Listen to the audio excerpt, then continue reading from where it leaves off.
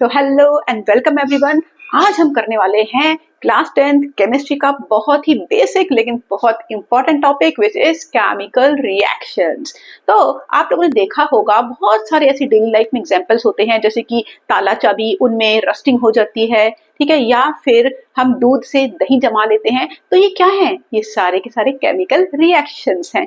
लेकिन chemical reaction कितने type के होते हैं, ये हम कैसे याद रखें? इनको जानने के लिए हमें पढ़ना पड़ेगा टाइप्स ऑफ केमिकल रिएक्शन। तो चलो आज मैं आप लोगों को टाइप ऑफ केमिकल रिएक्शन ऐसे पढ़ा दूंगी कि आपके एग्जाम के पॉइंट ऑफ व्यू से इतना अच्छा प्रिपरेशन हो जाएगा और आप कभी भी इन रिएक्शंस को चाह के भी भूल नहीं पाओगे, क्योंकि मैं आपको डेली लाइफ एग्जांपल्स और बहुत ही सिंपल वर्ड्स में समझाने वाली हूँ। तो अपनी कॉपी और पेन लेके स्टार्ट हो जाओ और सेम ऐसा जियो अपनी नोटबुक में भी बना लो, क्योंकि ये जो जियो है ना तुम्हारे एग्जाम्स टाइम में तुम्हें इतना हेल्पफुल होगा, तुम आके मुझे यहाँ पे थैंक्स जरूर कहोगे। तो चलो स्टार्ट करते हैं।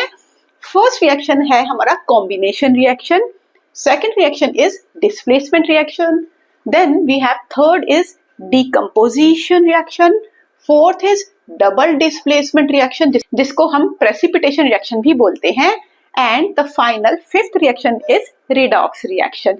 तो ये हमारे 5 रिएक्शंस हैं बेसिकली। तो चलो स्टार्ट करते हैं हमारे फर्स्ट रिएक्शन से, विच इज कॉम्बिनेशन रिएक्शन। तो देखो कॉम्बिनेशन रिएक्शन जैसा कि नाम से ही बड़ा क्लियर है, बड़ा समझ आ रहा है कि कॉम्बिनेशन मतलब इसमें दो सब्सटेंस मिलके एक नया प्रोडक्ट बना देते हैं, ठीक है। यानी हम कह सकते हैं ना यहाँ पे दोस्ती हो रही है। तो ऐसे समझो, ए एक इंसान है, बी एक और इंसान है, दोनों में फ्रेंडशिप हो गई, बहुत ही अच्छे फ्रेंड्स बन गए। क्या बन गए? ए बी बन गए। तो ठीक है, यहाँ पे दो सब्सटेंस मिलके एक नया प्रोडक्ट बन गए, दोनों में फ्रेंडशिप हो गई है बहुत ही अच्छे वाली।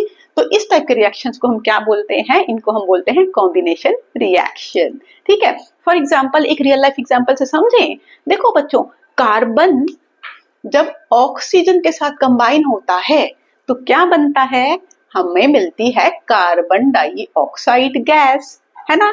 और एक और एग्जांपल से समझते हैं वाटर। वाटर कैसे बनता है?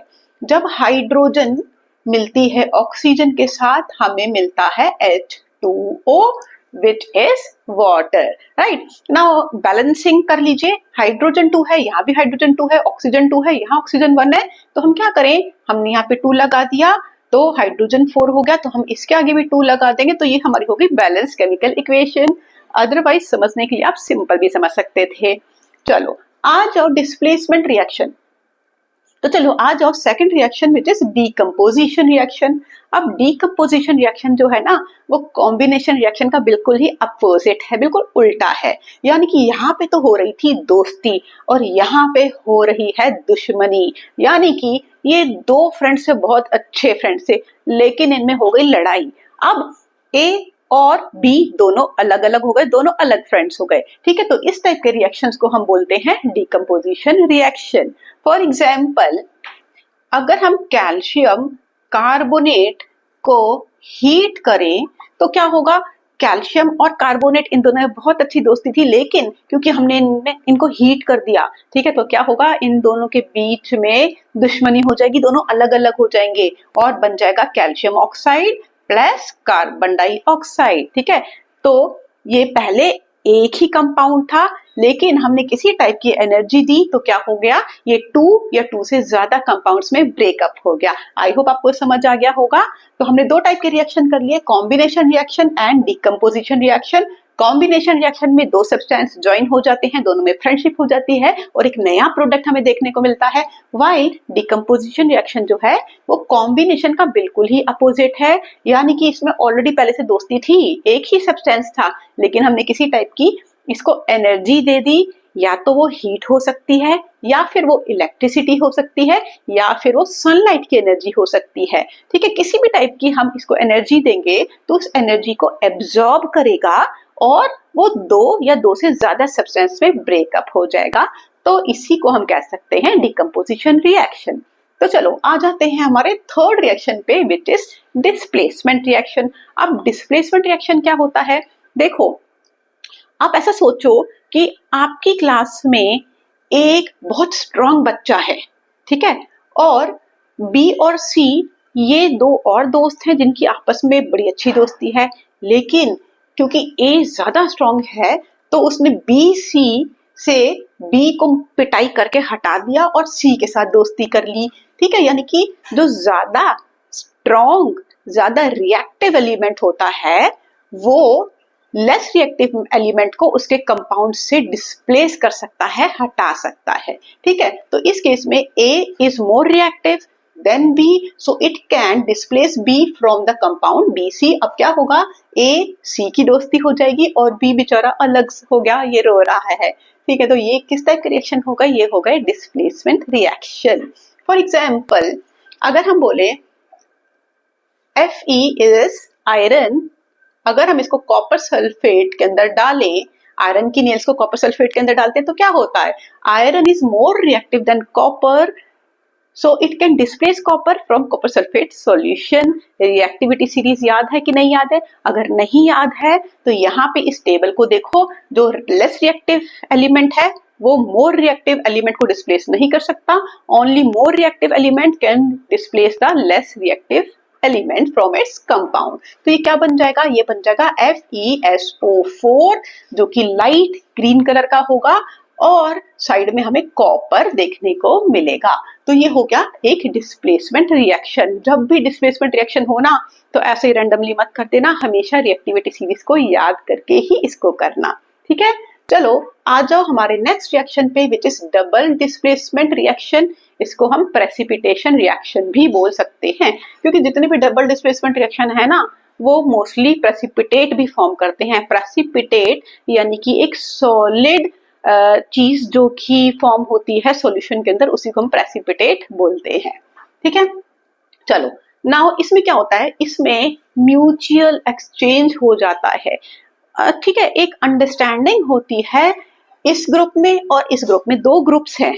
ठीक है, अब इन दोनों ग्रुप्स में म्यूचुअल अंडरस्टैंडिंग है, दोनों की अंडरस्टैंडिंग प्यार मोहब्बत से ये अपने पार्टनर्स को एक दूसरे के साथ स्वैप कर लेते हैं, एक्सचेंज कर लेते हैं।